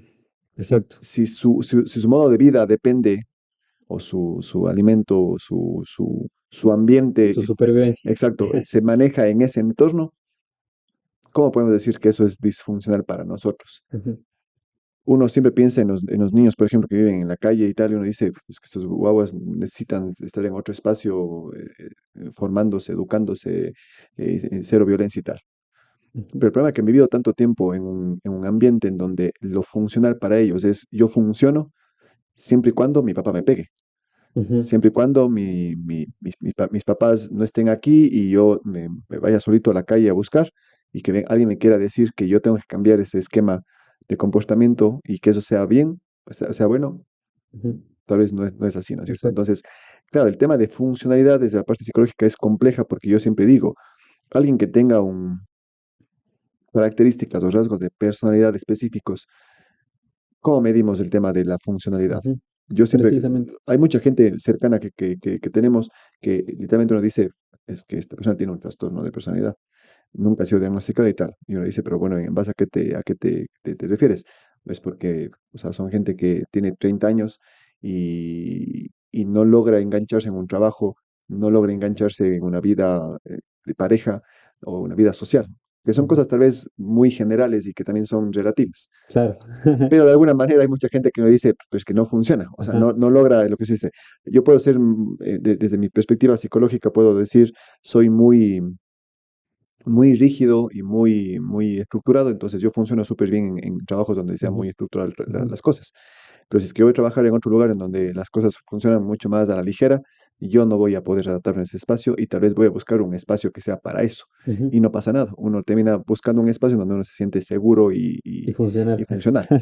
Pero yo creo que es verdad, yo por eso siempre pienso que el comportamiento humano es tan complejo que hasta hablar de la disfunción es un término que igualmente lo tenemos que manejar en el contexto de cada persona. Ujú, O sea, no podemos hablar de que mi contexto va a ser el mismo del suyo, ujú, por más que nos conocemos y nos compartimos mucho, gente tal vez cercana, de gente que nos conocemos y tal, pero no puedo decir que lo que para mí, mi entorno sea para mi forma de ver funcional, que usted me vea a mí funcionando en ese entorno y me diga, o sea, yo creo que Felipe está haciendo mal cómo se comporta en ese sentido. ujú, Entonces, eso es lo complejo de la ujú. parte de la funcionalidad. Y de hecho, este tema de la personalidad es algo que también he estado como que un poco analizándolo últimamente porque bueno, el tema de la astrología, de los horóscopos, el tema mucho esto también de los eneatipos y todo ello, leí un artículo donde mencionaba que esto es una pseudociencia porque proviene del misticismo oriental y lo curioso es que, por ejemplo, con mi hermano hablábamos que todos podemos tener rasgos de cierto tipo de personalidad, más no inclinarnos a una patología, ¿no? Pero como que los eneatipos tienden a encasillar a las personas y, por ejemplo, en los horóscopos con este conocido el efecto Barum, que uno se siente parte de, dice, ay, tan de Aries lo mío. Entonces es como que también creo que es un mecanismo de supervivencia del cerebro el sentirse parte de un grupo de alguna manera, ¿no? Pero creo que eso también es moldeable con el tiempo y más bien puede ser, no sé, y ahí corríjame si me equivoco, cuando una persona lee a las abuelitas les pasa eso. Quizá ven y dicen, no, es que me duele esto, y leí que eso puede ser el principio de neumonía. Entonces, puede ser que también nosotros nos patologicemos inconsciente o conscientemente solo porque decimos, ay, es que yo soy, cuando alguien me dice algo, es como que soy muy reactivo, entonces, o discrimino a la gente, siento que, no sé, soy narcisista o algo de eso, entonces puede ser que también nos estemos sugestionando a nosotros mismos por querernos encasillar y puede ser algo perjudicial para nosotros. Sí, sí, totalmente. Yo creo que funciona así. La cuestión es que es complejo pensar que, o sea, mucha gente, yo creo que a veces por las características de personalidad pueden llevar a tener cierta sensación de comportamiento en un contexto específico. Ujú, Y esto de decir, es que me pasa esto a mí igual y yo creo que entonces me va a pasar lo mismo y tal, también tiene una explicación biológica. Lo que ujú, decía, léase el cerebro de las neuronas de espejo, es ujú, súper interesante porque ahí también habla mucho del tema esto de cómo nos sentimos identificados en un grupo. Entonces usted, por ejemplo, va y yo me siento en un grupo de personas que empiezan a decir que se están enfermando del todo, posiblemente yo en cuestión de un par de semanas diga, me voy a hacer ver porque me pasa algo similar. ujú, Es porque socialmente estamos conectados en realidad. O sea, la forma en que como los seres humanos entendemos el mundo no es solos. Por eso es que el espectro del autismo se ha asociado con una alteración de las neuronas de espejo, porque ujú. no logran ellos conectarse con el mundo, con la realidad, y eso hace que en verdad tengan que vivir un poco un mundo Individual. específico, que varía mucho, ¿no? En que cada uno, pero más o menos esa perspectiva de qué capacidad tengo yo de poder entender el entorno y de manejarme en ese entorno, me ayuda mucho a que Ujú, yo, por ejemplo, pueda socializar. ujú. Y los seres humanos somos seres totalmente sociales. O Siempre. sea, Ajá. y por eso es que usted se da cuenta que cuando uno tiene un grupo de amigos, llega un punto en el que todos hablan igual, todos tienen los mismos modos de hablar. Pasa con la pareja también. Exactamente. Es porque en Sí. realidad es una forma de conexión que biológicamente está explicado por las Ajá. neuronas de espejo. Ajá, y de hecho, a mí me pasó con mi pareja que ella al principio, cuando yo le conocí, ella no tomaba café, para nada. Y yo también aprendí a tomar café en la clínica en mi proceso de Mm, ya. rehabilitación. Quise un acto de desespero, digo, aquí, pucha, hasta el agua es fea en su café al menos, porque yo no era muy cafetero. Entonces, y viendo que todos lo hacen, viendo que la gente, y también hay este cliché de que una persona de, no, bueno, no sé si un cliché o arquetipo, pero una persona que está en rehabilitación toma café, fuma y toma energizante. Entonces yo veía y también caí en eso, ¿no? Entonces mi pareja también con el tiempo comenzó, bueno, el energizante no, pero al menos el café sí. A ella no le gustaba el café, literal no le gustaba y empezó a hacerlo. y fue como, supongo que respondiendo a este vínculo de que debo adaptarme allá. Por eso también digo que el qué dirán sí importa. O sea, alguien que te Totalmente. diga, a mí no me importa el qué dirán, o sea, más bien sal de ahí que puede ser un psicópata o es una persona que te está mintiendo, porque tengo entendido que el que dirán nos importa porque es información que nos sirve a nosotros para procesarla y adaptarla a nuestro comportamiento para un grupo, pero también es patológico, bueno, no patológico, sino perjudicial quizá de alguna manera cuando renunciamos a nuestros propios intereses Ujú. y solo por encajar, ¿no? Creo Sí, sí, que ahí sí. sí está mal. Eso pasa. Ujú, El problema es que encontrar la división entre lo uno y lo otro es complicado. Porque uno dice, por ejemplo, uno compara a Ecuador con España. ujú, España son mucho más directos en su forma de hablar, entonces que algo no les gusta de usted, le van a decir directamente. Pero la emoción que al final genera eso ujú, será igual universal, en donde si alguien me dice, te queda horrible eso, nos va a generar esa sensación de decir, algo estoy haciendo mal ujú, y intentaremos modificar. O sea, el contexto igual repercute muchísimo en ujú, eso, pero en nuestro medio pasa mucho eso. ujú, O sea, el que dirán, el que no puedo decir sí o no puedo decir no a una situación es porque en realidad estamos tan acostumbrados socialmente a que todo debemos estar acorde a lo que nos dicen, ujú, cuando en realidad es difícil encontrar ese punto de ujú, decir, bueno, ¿y dónde queda mi individualidad? Y eso pasa ujú, mucho en nuestra sociedad. Hijos de padres que ahora están en terapias psicológicas ya de viejos, y ellos dicen, en realidad nunca pude decir no en mi casa. ujú, Nunca había la posibilidad de decir, no estás papá, mamá, estás mal lo que estás diciendo. Entonces todo ese constructo va generando un pensamiento en la ujú, persona que, lógicamente, con el tiempo va a generar ujú, una emoción negativa y que ujú. eso se refleja mucho en nuestros trastornos De hecho, psicológicos. hace un tiempo leí el libro, no sé si de ley le ubica al doctor Mario Alonso Puig, o Ujú, Puig, hay un libro que se llama Receta a tu mente, me pareció muy interesante porque él dividía el cerebro como en sistemas operativos y me hizo entender un poquito más, no sé qué tanta veracidad hay en todo esto porque él no tengo entendido si es un neuropsicólogo, él creo que solo es médico, ujú, pero él mencionaba que el hemisferio izquierdo y derecho tienen funciones operativas totalmente diferentes, ¿no? Y precisamente cuando alguien nos dice, por ejemplo, no me gusta lo que estás haciendo, como que el hemisferio izquierdo, como es más objetivo, más directivo, lo toma muy personal. ujú, En cambio, el hemisferio derecho es como que entiende el contexto, el cómo me lo está diciendo, en qué tono me lo está diciendo.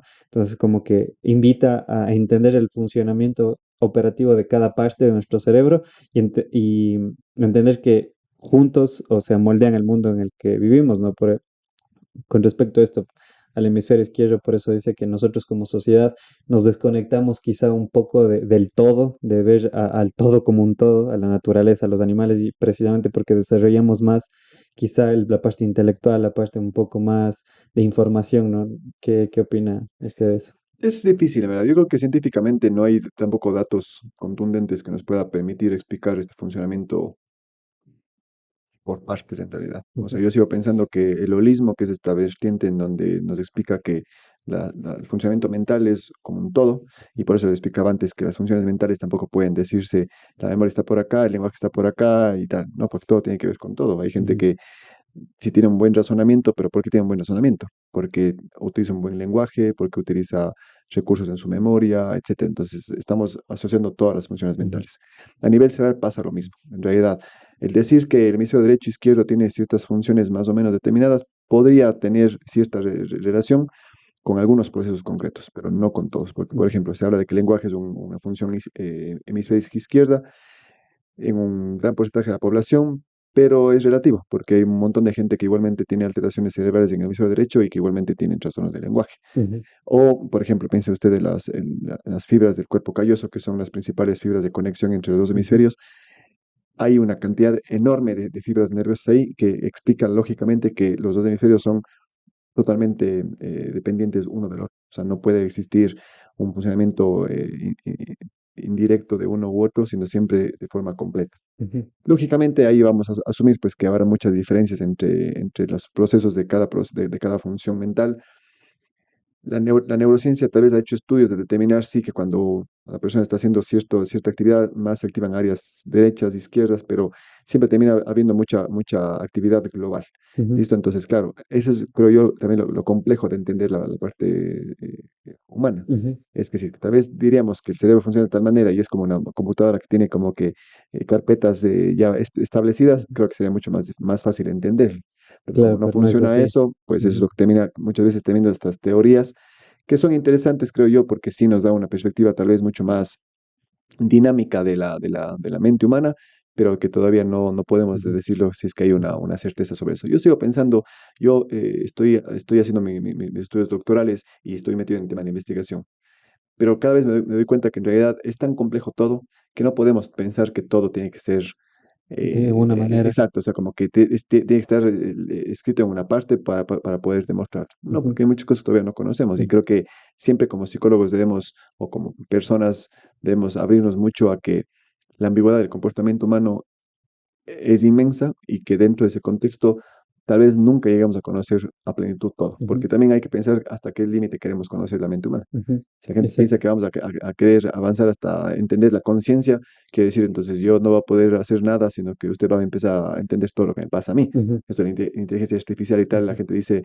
somos capaces de poder en un momento dado generar un conocimiento de sus recuerdos en una computadora. ujú, Pero quiere decir, si es así, entonces los pensamientos propios ya no van a ser tan propios, van a ser medio comunes y van a ujú, estar abiertos a que la gente lo conozca. Y creo ujú. que eso no, ya va más allá Claro, y podemos volver al punto de que la conciencia entonces sería una experiencia netamente subjetiva, porque si estoy, por ejemplo,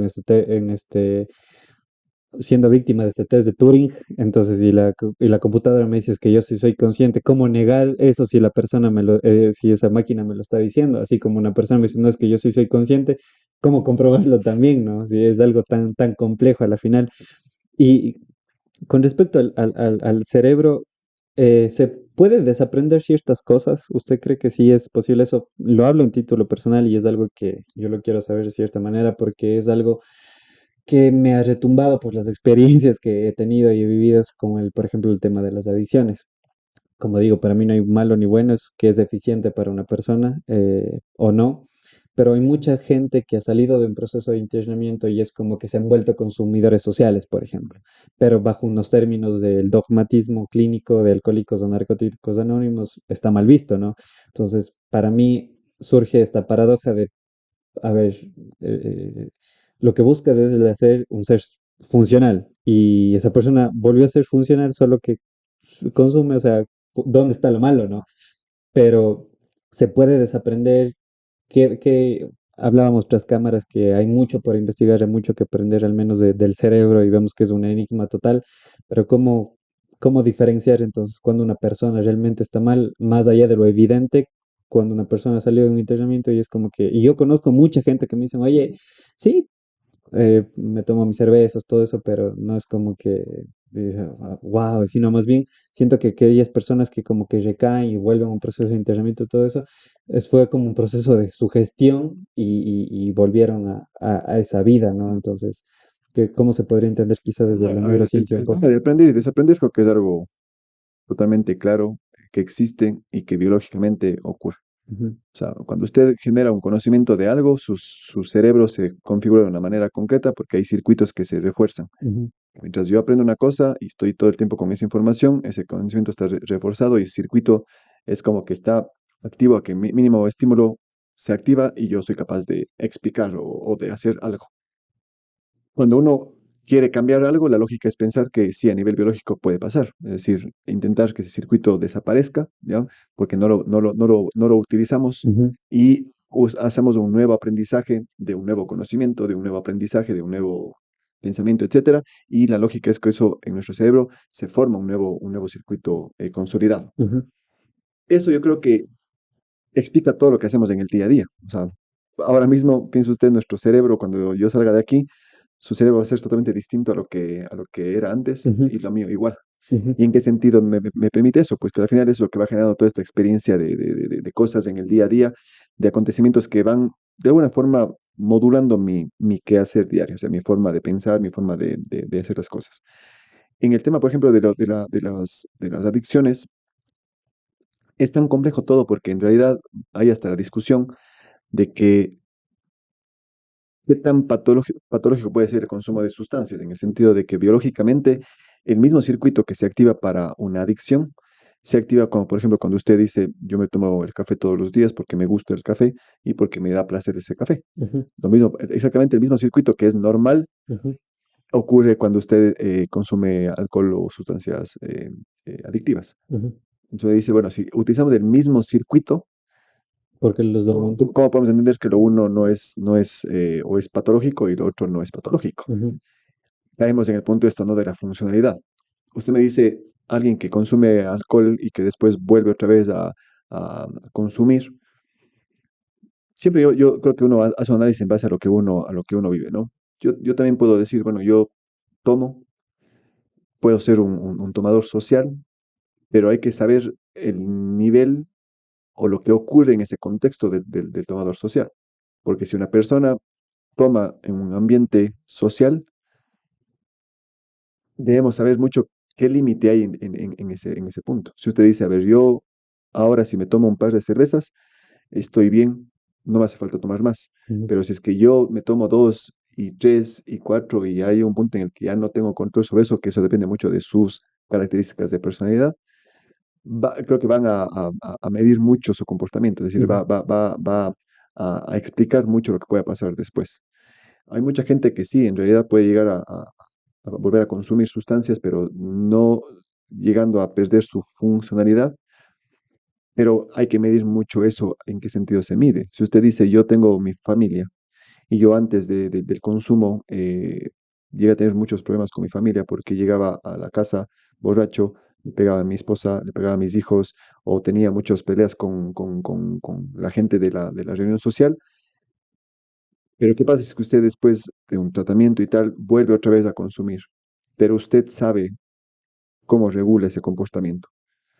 exacto. Y uno dice, yo por lo menos si usted pregunta a mí, yo pensaría que eso es funcional, en el Ahí, sentido de que no pasa nada de que usted consuma eso. paradójicamente, el éxito del tratamiento, porque muchas de las clínicas y en los grupos se menciona que, creo que esto es más trascendental, humanista, no lo sé, que el alcoholismo solo es como la punta del iceberg, que Ujú, hay algo más, vacíos emocionales y todo ujú, eso, que sí, puede ser, ¿no? ujú, De hecho, pero entonces, paradójicamente, si una persona vuelve a su vida cotidiana y es una persona, un buen esposo, un buen ser humano, o sea, funcional ujú. en todas las palabras, pero consume. Irónicamente estoy diciendo, el tratamiento funcionó, solo que sigue bebiendo, o sea, no es Claro. cierto, caeríamos en esa ironía. Es que por eso mismo el consumo de sustancias es bastante complejo. Por eso hasta a nivel político, a nivel social, hay tanta discusión en eso de por qué no se normaliza el consumo de sustancias si el alcohol o el tabaco son sustancias que están normalizadas. Pero ahí no estaríamos hablando también del efecto, porque no es lo, estamos claros también que no es lo mismo tomarse una taza de café que inhalar cocaína, por Así ejemplo, o es. sea, ¿no es Sí, sí, cierto? sí, Sino a nivel daño cerebral que está exactamente. causando, entonces, Pero no sé que el consumo excesivo de café también, va a pasar exacto lo mismo, no lo mismo en el sentido del daño que pueda producir en el cerebro y tal, pero igualmente va a ser dañino.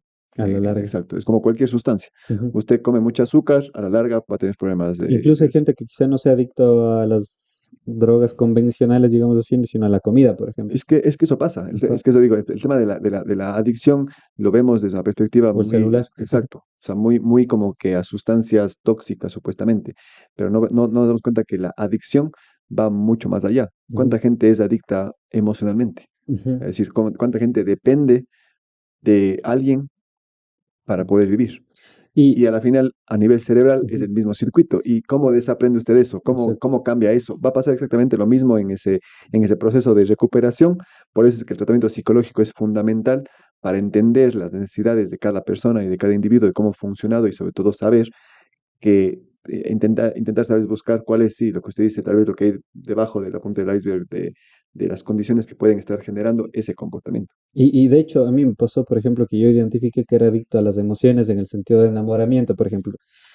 Tuve una etapa de dependencia de una persona, creo que una etapa muy dura para mí y se sumó al hecho del consumo de sustancias, entonces a veces No sé si era la persona o fueron las sustancias o qué mismo fue, porque todo precisamente no, quizá no hubo esa evaluación integral, sino solo se le veía que estaba mal, entonces necesita ayuda. Claro, el consumo de sustancias, que es Es el el consumo de problema. sustancias, ¿no es Claro. cierto? Pero a lo que voy es que después de un tiempo me di cuenta también, por ejemplo, yo cuando escuchaba baladas románticas, me imaginaba así una relación bonita y todo eso, entonces decía, wow, qué chévere. Y estamos claro que cuando uno conoce a alguien, eso es lo primero que siente, Así ¿no? es.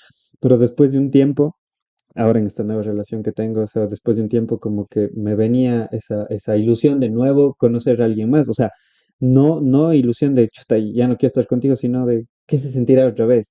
Entonces, ahí me di cuenta de que las emociones también pueden ser adictivas, o sea, sentir ese momentito de placer, de estar bien, de estar supuestamente dopado de alguna manera, Es que el ¿no? placer es eso. O sea, el placer Exacto. es hacer hacer algo que me genere activación de mi sistema dopaminérgico en el Ujú, cerebro y eso es biológico. Entonces, eso es claro. lo complejo de entender todo el tema y por eso creo que los tratamientos Ujú. de las adicciones son tan complejos y muchas veces no tienen un efecto positivo porque tal vez no estamos yendo, no La tenemos por lo raíz. menos el conocimiento básico de entender cómo Ujú, el comportamiento humano general, que se ujú. explica por eso. Y desde la parte, Felipe, por ejemplo, del psicoanálisis, que entendemos que el psicoanálisis no tiene una, es teoría psicoanalítica y cuando es una teoría entendemos que no tiene esa rigurosidad científica, pero ¿qué opina usted también como neuropsicólogo, que es todo lo contrario, ¿no? Ese quizás es un poco controversial la pregunta, Ujú, pero precisamente hay ciertas cosas que el psicoanálisis sí ha ayudado a mucha ujú. gente y volvemos al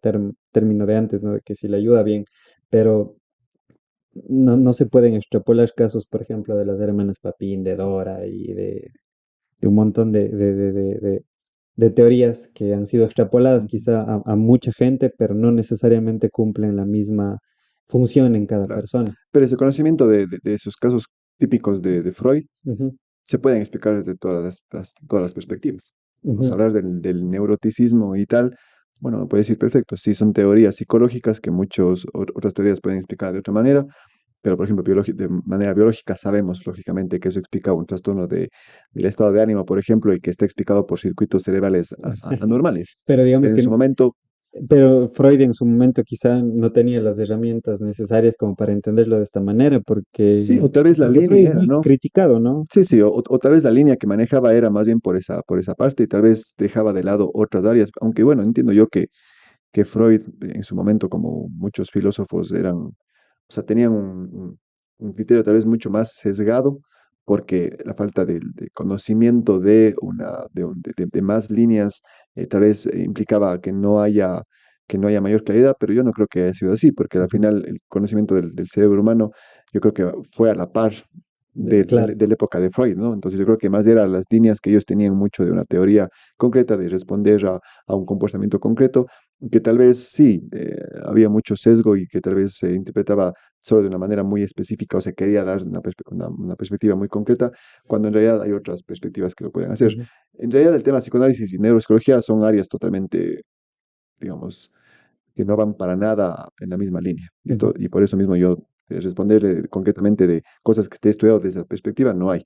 A pesar de que sí he escuchado por poco que hay hasta el neuropsicoanálisis, pero bueno, no sé, no he leído en profundidad como para explicar una teoría, pero yo Ujú, creo que en un momento dado va a tener que pasar que el conocimiento tiene que irse un poco como que conjugando para llegar a entender todo el comportamiento humano, ¿no? Yo creo que nunca vamos a poder decir, vamos a hacer una integración total de todas las líneas y ya ujú. está clarísimo el comportamiento Claro, explicado. No creo, sí, siempre va a pasar eso, ¿no? total. Pero yo creo que siempre hay que entender que son líneas muy concretas. Yo sé que a veces las líneas pueden ser muy polares. Un ejemplo de eso, mucha gente cuando me dice a mí eh, tal cosa, yo intento explicar de la parte biológica. Ujú, Claro, yo estoy cometiendo el error de no darme cuenta que no es lo único. O sea, ujú, lo biológico es una área concreta, pero el conocimiento de ese mismo comportamiento puede ser explicado desde otra perspectiva. Y hay muchas ujú, más variables que explican eso, no solo la ujú, parte biológica. ujú, Entonces, yo creo que en ese entendimiento de que la diversidad de conocimiento es amplio en el tema de psicología, creo que es lo que nos ha llevado a generar un mayor conocimiento y sobre todo a que la psicología vaya evolucionando, ujú. que es lo más importante. Totalmente. Bueno, Felipe, yo le agradezco mucho por su tiempo. Ha sido una conversación exquisita, digo yo. Espero que a la gente también le haya gustado. No sé si algo quiere decir finalmente. No, nada, más bien agradecerle, David, por este espacio. Para mí Siempre estos tipos de espacios me parecen interesantes porque se puede hablar un montón de cosas en realidad. Sí, Lo chévere es que uno puede hablar de un montón de cosas de manera abierta, desde el conocimiento tal vez profesional que uno pueda tener de ciertas cosas que también pienso y a veces cada vez que voy creciendo en mi carrera me doy cuenta que no sé más, o sea, no sé mucho de lo que ujú, quisiera saber. Y creo que esa es un poco la dinámica de lo que pasa en cualquier profesión, ¿no? Pero esos espacios creo que son bastante interesantes porque desde la academia uno ha aprendido a que la forma de poder llegar a la gente que conozca tal vez un poco más ujú. de lo que uno hace o lo que es la profesión, en este caso de la psicología o la neuropsicología, debería compartirse. Porque Total. si nos quedamos mucho en el aula diciendo estas cuatro cosas que yo me he dado cuenta cuando uno dice a un estudiante, esto no es así, hay tal vez otros cinco profesores que le dicen, Esto sí es esto sí es así. así. Entonces, claro, termina siendo que es un tema de que debemos intentar un poco ampliar el conocimiento y estos espacios creo que son súper importantes para eso. Así que gracias por la invitación. Así que para otra ocasión, si quiere hablar de algún otro tema que sea Encantado. totalmente distinto a lo que yo hago en la profesión, pues con todo Totalmente, gusto. totalmente, ¿no? Muchas gracias nuevamente, Felipe, por su tiempo. A la gente que vio este podcast o escuchó, espero que les haya gustado tanto como a mí, de verdad. Creo que a mí cuando, a título personal, cuando escucho nueva información, a veces me genera un estrés porque digo, entonces no hay un lugar al cual llegar, o sea, siempre se va a expandir más el conocimiento, lo cual a veces, ya digo, me genera mucho, mucho estrés, pero es bonito porque así uno no se encapsula en algo, ¿no? Sino No va nos quedamos conociendo ahí. mucho más. Y como siempre digo, al final de cada podcast, no se queden con nada de lo que hablamos aquí, ya lo dijo también Felipe, siempre vayan, investiguen más, lean, saquen conclusiones por su cuenta y nada, nos vemos la próxima.